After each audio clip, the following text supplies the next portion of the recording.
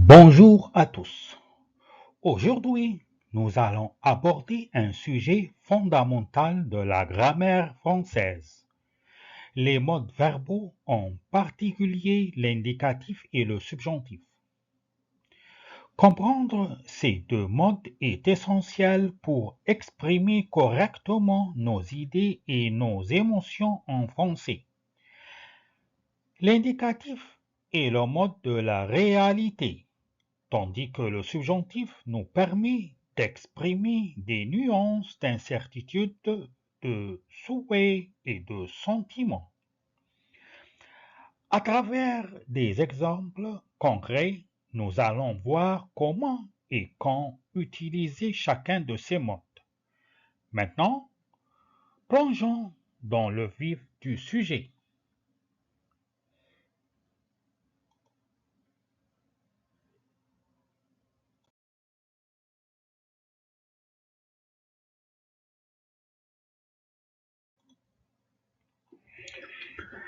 L'indicatif est le mode de la réalité.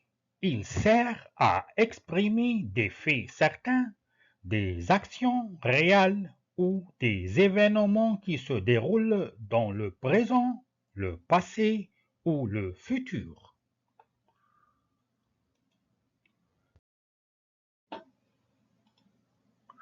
Les principaux emplois de l'indicatif.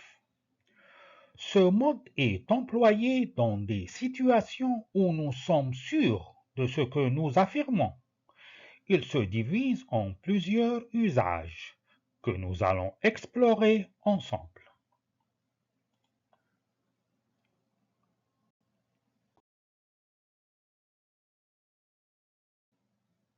1. Exprimer la certitude. Exemple, je suis sûr que tu viens demain. L'indicatif est utilisé pour exprimer une certitude ou une affirmation. Ici, le locuteur est convaincu que l'action va se produire.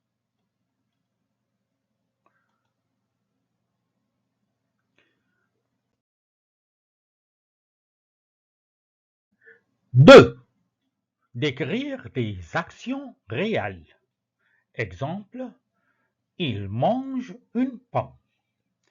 L'indicatif décrit une action qui se passe réellement.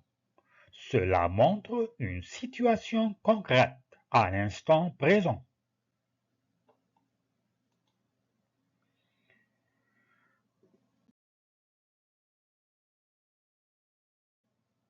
3. Relater des événements passés. Exemple, hier, nous avons visité le musée. On utilise ici l'indicatif pour raconter des événements passés. Cela permet de situer l'action dans le temps.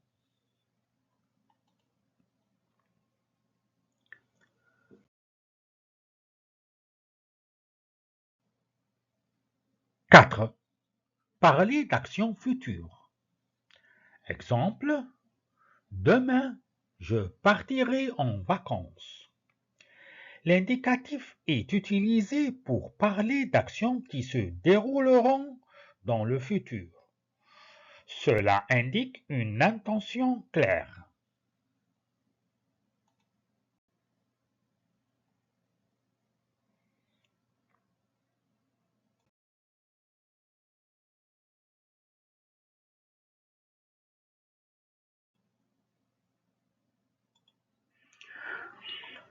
Le subjonctif est le mode de l'irréel, de l'incertitude, du souhait, du doute, de l'obligation, du but et des sentiments. Il est souvent introduit par des conjonctions comme que.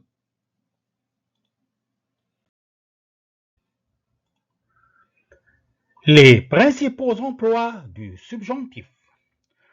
Ce mode est souvent utilisé pour exprimer des souhaits, des doutes ou des obligations. Voyons comment il fonctionne à travers plusieurs exemples.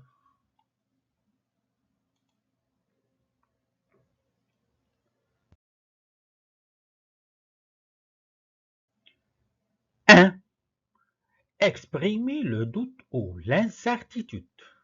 Exemple, je doute qu'il puisse venir. On utilise le subjonctif pour exprimer le doute ou l'incertitude. Cela reflète une situation où l'issue est incertaine.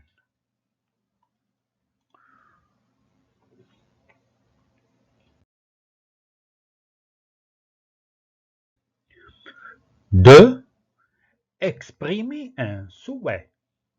Exemple, j'aimerais que tu viennes avec moi ce soir. Le subjonctif est utilisé après des verbes exprimant un souhait ou un désir. Cela montre que l'action n'est pas encore réalisée.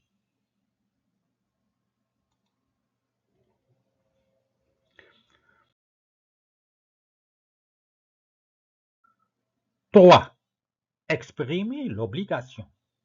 Exemple, il faut que tu sois à l'heure. Le subjonctif est utilisé pour exprimer une obligation ou une nécessité.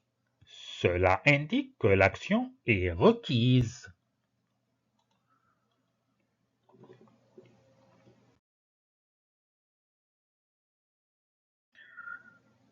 4. Exprimer le but. Exemple, pour que tu comprennes, je vais répéter l'explication. Le subjonctif est utilisé après des expressions de but comme pour que ou afin que. Cela montre l'intention derrière l'action.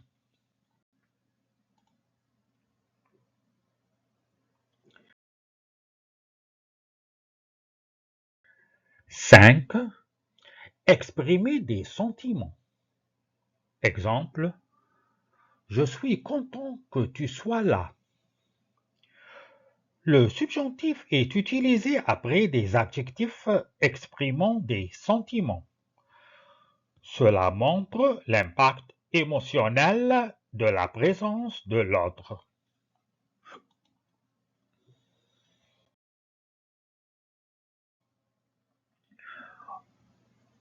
En résumé, l'indicatif est utilisé pour des faits réels et certains, tandis que le subjonctif est utilisé pour exprimer des souhaits, des doutes, des obligations, des buts et des sentiments.